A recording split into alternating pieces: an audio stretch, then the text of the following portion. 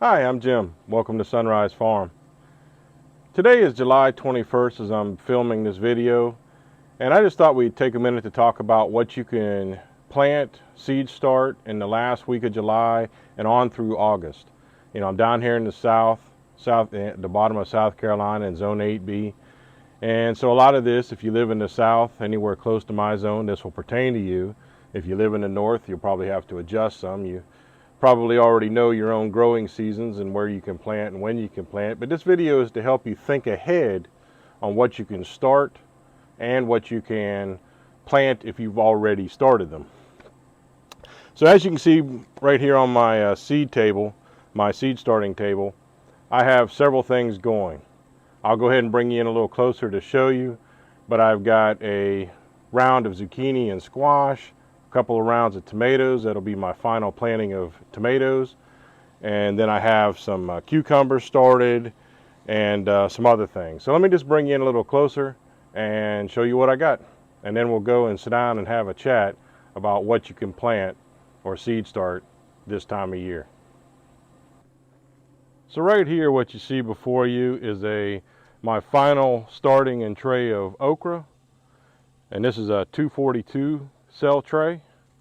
And then over here is a tray mostly of um, uh, cauliflower, twister cauliflower, with a few broccoli thrown in just because I didn't have enough cauliflower seeds. Now these cauliflower, along with a few other plants, have gotten a little leggy on me. It might be hard to tell from this particular shot because of the half of the thing being in the shade and not. However, the legginess in some of these greens that you see started here, like this cauliflower, it's not the end of the world yet. The only reason they're all bent over now is because I just got done spraying them down and watering them, but they'll stand back up in the sun and they'll get stronger. One of the reasons some of my plants have gotten leggy is because because I have my seed table under cover right now because it's been a good chance of rain off and on every day, and it's just been where I can't get it out in the full sun to get them a little stronger. But again, this is not a game changer yet. All right, so starting back in this corner, what we have here is a tray of two types of lettuces, early Jersey Wakefield and red jewel lettuce. They were started a couple of weeks back, and they're already starting to put on some true leaves, so they're getting healthier. They're a little leggy too, but they're getting stronger. Right here, this is a tray of squash, just your standard straight yellow squash. This is a tray of Hass tomatoes. Now this will run close to where the freeze will probably kill them, or the frost I should say, in November, but that's okay. I want tomatoes all the way to the end of the season.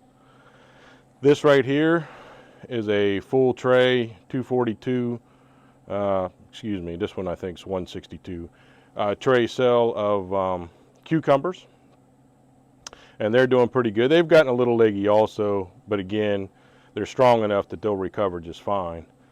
Right there is a full tray of zucchini.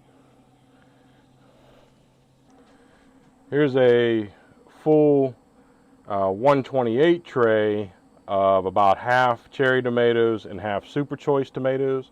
Again, these are all final plantings on tomatoes. And yes, most of them will go all the way into the frost when the frost kills them out anyway, but that's okay again.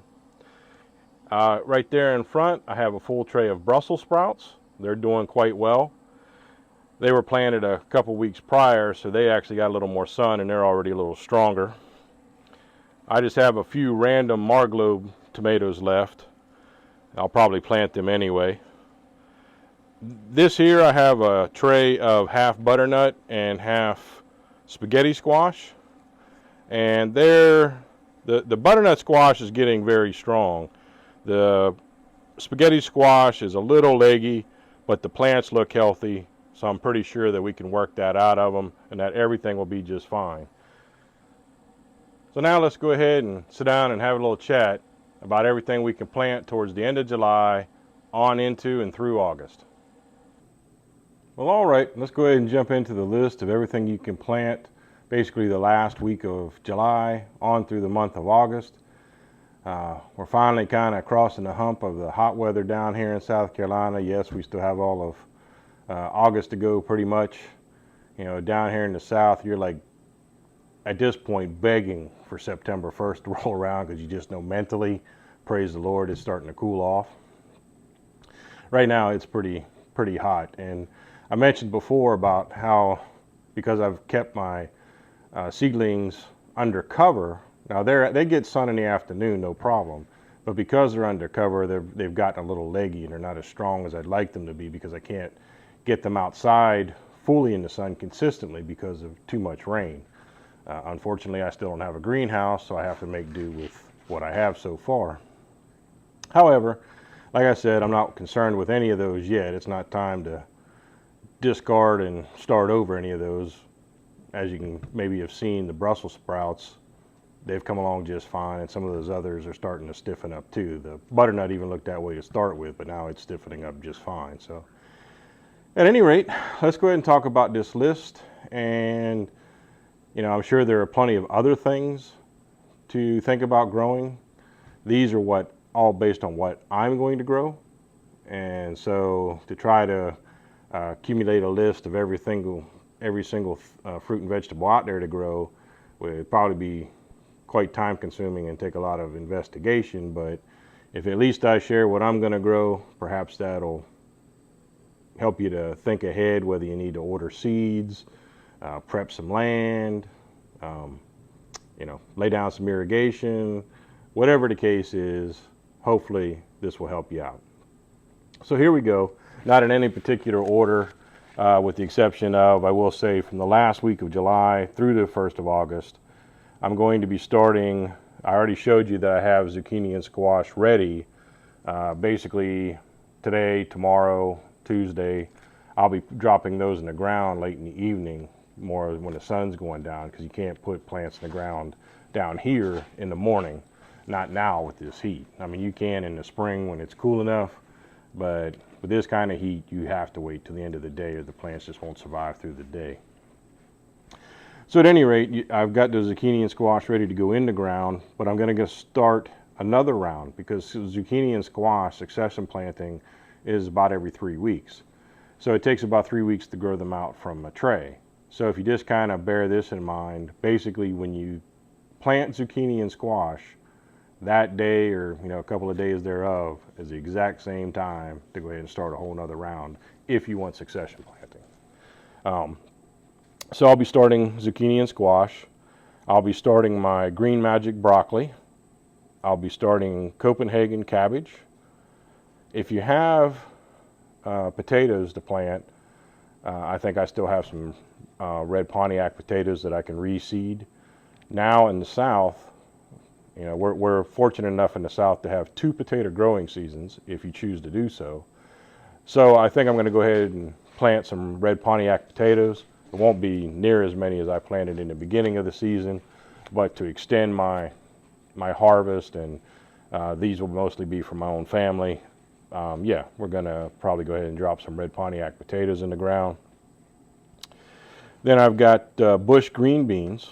Now, bush green beans are slightly different planting due to length of time to grow than pole beans. So you might want to check the differences there. It takes longer, obviously, to grow pole beans. But right now is a good time to start bush green beans, rutabagas, kale, and cucumbers. I already showed you I had those cucumbers that'll be ready to go in about a week, probably to plant. And so somewhere in this last week or so, 10 days of July, I'll need to start another round of cucumbers. Probably more in another week or so, I'll start another round of cucumbers. But if you haven't started any at all, yeah, you can go ahead and start them. Then, in the month of August, we're going to do butter beans, or as they're commonly known up north, lima beans. I'm a northerner, and so I always knew them as lima beans, and for the longest time living in the South, when my wife or her family would talk about butter beans, I was never convinced what they were talking about. It took me a little while to learn that they're exactly the same thing. It's just basically almost a northern-southern term for them, so to speak. Then I'm going to do a succession planting or seeding, if you will, of broccoli, because I want broccoli consistently through my fall markets.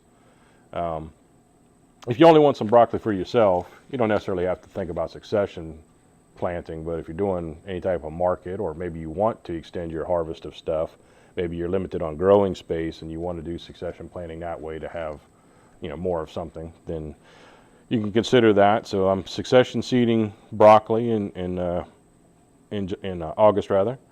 I'm going to start my green bowl loose leaf salad mix.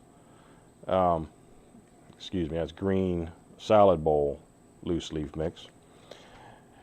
And then that's both the red and green varieties of that. I'm going to start Swiss chard. And then plus or minus around August 15th for us here in the south in zone 8B. Excuse me, I'm sweating. Will be my final seeding of zucchini and squash. So, zucchini and squash will take about 3 weeks to grow out. So that puts me planting it the first week of September. And then from there, it'll run its course for about plus or minus 90 days, which is going to put it well into the frost area. Again, I'm planting so I have produce all the way through. I don't care if the frost is going to kill it. That doesn't prevent me from planting it. But if you have difference of how you want to plant via space or what have you, you might want to take that in consideration. You won't see a 100% harvest out of those plants seeding it this way, but you'll still get plenty out of it, I promise. So anyway, like I said, plus or minus August 15th is my final seeding of zucchini and squash. I'm going to be succession planting my contender bush beans, that's the green beans. I'm going to be starting collards. I'm going to be starting 2 types of carrots. This fall I'll be doing Chantenay Red Core, which is one I've planted often and do well with. But then I'm also going to be planting one called Tender Sweet. It's more of your long, skinny, kind of standard carrot, what people think of. I'm going to be planting bush snap peas, patty pan squash, a succession planting of the salad bowl lettuces, turnips, arugula, and I'm going to be starting some celery. Like I said, I'm sure there are many more that you could think about starting, certainly based on your own where you live in the country, but just what you like to eat. These are all the things that I'm starting through the end of August. Now, into August and on into September becomes a very big planting season for us again down here in the south, because now we're moving all into, we have our remainder of our spring summer crops, which we can continue all the way to November. But then we have all of our fall planting, of course, which for us includes pretty much all greens. And next month, first of September, that's when we come into the season of like starting to seed all of our onions from seed. If you start onions from seed, I'll probably be doing close to 3,000 onions, about 1,000 of 3 varieties, a white, yellow, and a red. So yeah, it just becomes a very big seed starting planting season for us over the next starting in about mid-August on through more or less the end of September on into October. There's a lot of seed starting that goes on in there. So hopefully some of this helps you. And whatever you're growing, I'd love to hear about it. So if you wouldn't mind, tell me in the comments, what do you grow? How does your seasons go? And when do you get to start things and plant things? Other than the obvious of some things like carrots or potatoes for that matter, just about everything I grow, I start in seed trays and I transplant. And if I haven't mentioned it in a while, or you might be new here and you wonder why I do that, some of the reasons are I can use that time to grow healthy starts and have more production in my garden to keep weeds down, or to do other maintenance, get ground prep, whatever I need to do. Maybe I'm waiting to go right behind another crop, and so I've used that as a timing mechanism to start in my seed trays so that those seedlings can go right behind another crop that I'm taking out. Or seeds or plant spacing is also a big one for me. I prefer to have kind of a uniformed plant spacing because I always plant on drip tape.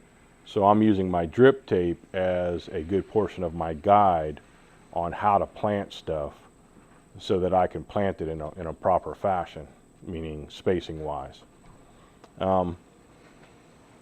And if you're starting seed, you don't know what kind of germination you're going to get in the ground from seed. So this way too, it also allows me to, in that same vein of uniform planting, it allows me to have a full row or double row or whatever I'm doing of a particular plant. And even if one or two dies out, generally speaking, I have started more than necessary to plant. And so I have a couple to replace it, because invariably if you're planting a few hundred plants, I don't care how well the plants are, invariably one or two of them is going to die out on you for any number of reasons, or perhaps birds or squirrels or something gets it. So yeah, so I would just love to hear from you in the comments on what you grow. I'm fascinated by how people grow things, when, and just the variations of all the stuff out there that you can grow. It's just, it's amazing to me.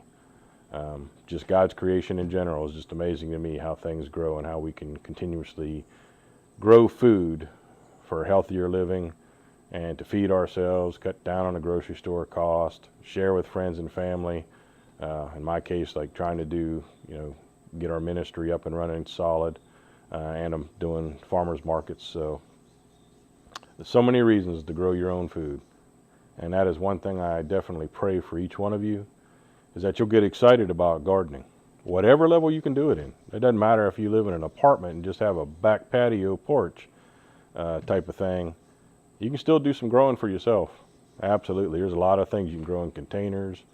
I would just encourage you to grow some of your own food. It's pleasurable. It's far more pleasurable for us in the fall, if I'm being honest. The heat's not that big a blessing to be out in, but weather conditions aside and weeding aside, just watching stuff grow is amazing, and it just tastes so much better. Some people might say it's a mental issue. Well, if it's mental, that's fine. Then I'm mental. It tastes better. So, anyway, thank you all so much for stopping by. Pray some of this helped you. I just thank you so much for taking a few minutes of your time watching this video.